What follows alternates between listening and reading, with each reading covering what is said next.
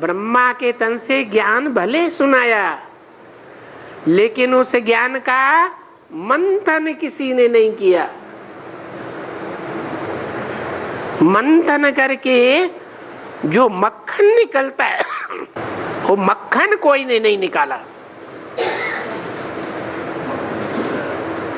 अब मक्खन कैसे निकलता है और कौन निकालता है?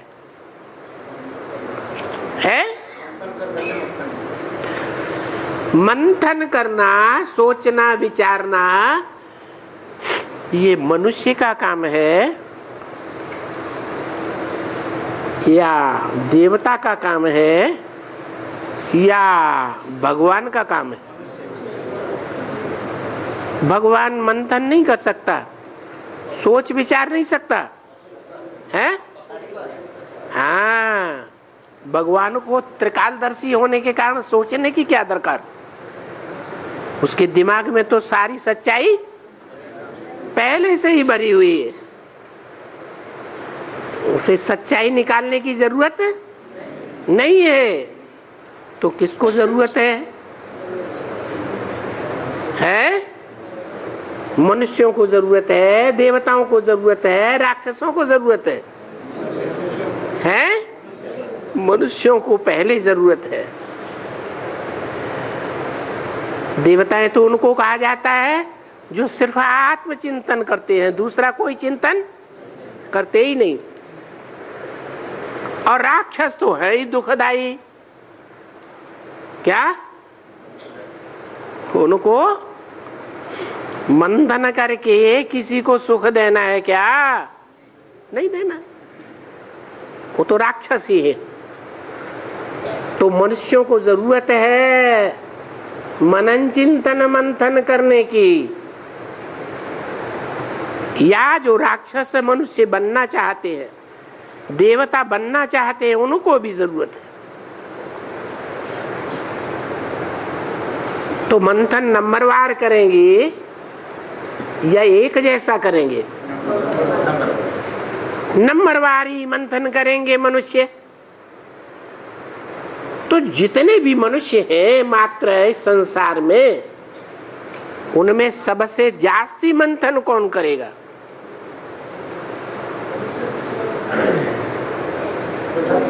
हैं? कौन? क्यों? प्रजापिता क्यों? प्रजा माता क्यों नहीं है? क्यों? अरे कारण बताओ। है? नहीं, वो ही मंथन जास्ती करेगा जिसने सबसे जास्ती जन्म लिए होंगे, जिसने इस 60 रूपी रंगमंच पर ऑलराउंड पार्ट बजाया होगा, वो जास्ती मंथन करेगा। या जिसने 1, 2, 4 जन्म का पार्ट बजाया होगा वो मंथन करेगा? है?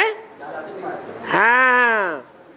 तो अब ये कैसे पता चले किसने जास्ती मंथन किया, किसने कम मंथन किया? कैसे पता चले? अरे जो यहाँ बैठे हैं उनको पता नहीं चला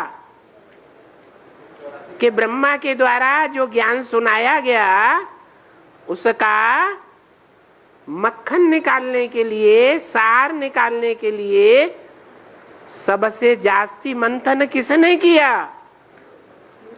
नहीं पता चला है?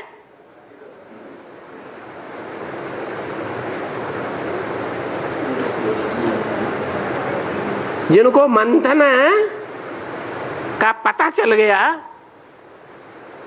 कि इसने जास्ती मंथन किया, हाथ तो उठाओ। हाँ? अरे उठाया, फिर डाल लिया 2-3 ने। बस 2-3 को पता चला और वो भी उठाया, झट से नीचे कर दिया। जो ऑलराउंड पार्ट बजाया वही। तो कैसे पता चले कि इसने ऑलराउंड पार्ट बजाया इसने बजाया, इसने नहीं बजाया, इसने बजाया, उसने बजाया।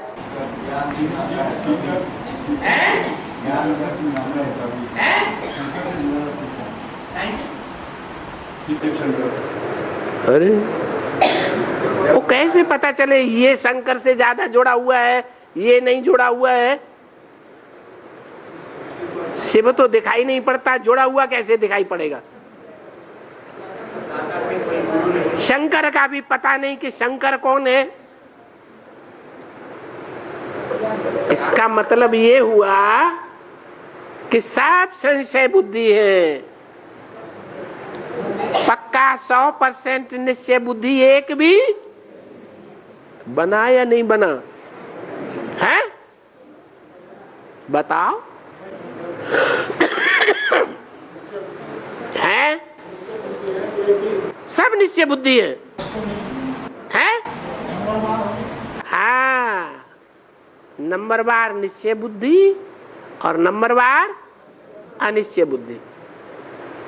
अनिश्चय बुद्धि होने के कारण पक्का पक्का किसी की बुद्धि में नहीं बैठता कि इस मनुष्य सृष्टि का पहला पुरुष प्रजापिता कौन है, जो आदि से अंत तक पार्ट बजाने वाला है। बुद्धि में न बैठने के कारण शिव बाप के ऊपर भी निश्चय नहीं बैठ पाता। आज निश्चय बुद्धि और कल अनिश्चय बुद्धि। ऐसा होता है या नहीं होता है? होता है। तो देखो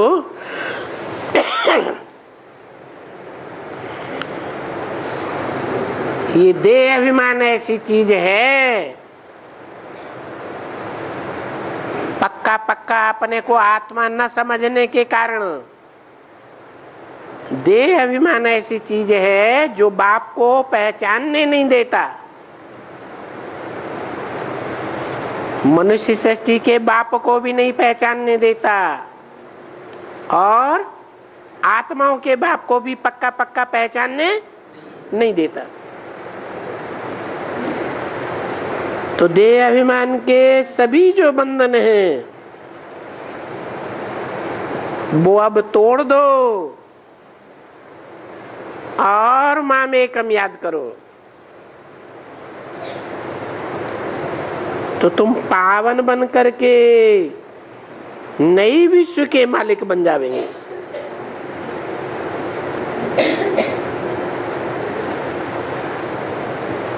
है? क्या रिजल्ट बताया? देह और देह के सारे बंधन तोड़ने पर क्या होगा? हैं? तुम विश्व के मालिक बन जावेंगे। एक बनेगा